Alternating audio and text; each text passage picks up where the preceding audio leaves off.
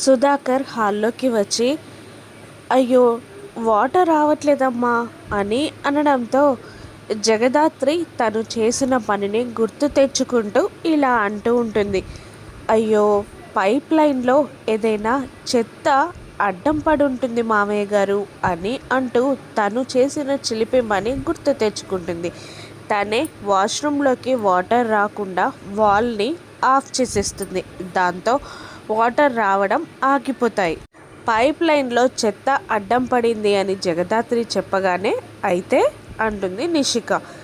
అయితే ఏంటి నిషిక, ఇప్పుడు రాధక్క లేదు కదా, ఇప్పుడు ఆ పనిని మీరు చెయ్యాలనుకుంటా అని కేదార్ అనగానే నిషిక వైజయంతి ఏదో అనబోతారు. అప్పుడు సుధాకర్ డిస్కషన్ పెట్టకండి, తొందరగా వెళ్ళి ఆ పనిని కంప్లీట్ చేయండి అని ఆర్డర్ వేసినట్టు చెప్పగానే చేసేది లేక నిషిక బిందెని వైజయంతి ఒక బకెట్ని తీసుకొని పైకి వెళ్తారు. ఇక జగదాత్రి కేదార్ కూడా వాళ్ళ వెంట వెళ్తారు.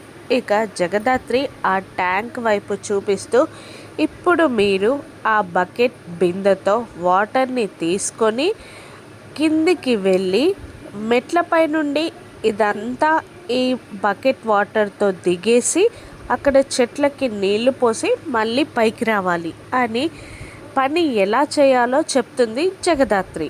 అప్పుడు అమ్మో అత్తయ్య ఇదంతా నా వల్ల కాదు అని నిషిక అనేసరికి అవునా సరే నేను అక్కకి నాన్నకి మీరు ఈ పని చెయ్యనంటున్నారని చెప్పేస్తా, నేను వెళ్తున్నా అని కేదార్ అంటూ ఉండగా ఆగు కేదార్, నువ్వేంటి అక్క తొక్క అని ఏదేదో మాట్లాడతావు, నేను చేస్తానని చెప్పాను కదా అని అంటూ పదమ్మ నిషిక అని అంటూ ఆ నిచ్చెన పైనుంచి వాటర్ ట్యాంక్ దగ్గరికి వెళ్ళి వాటర్ ట్యాంక్లోని వాటర్ని వైజయంతి ఒక బకెట్తో నిషిక ఒక బిందెతో తీసి ఆ అంతస్తుల మెట్లన్నీ దిగుతూ చెట్లకి నీళ్లు పోస్తూ ఉంటారు.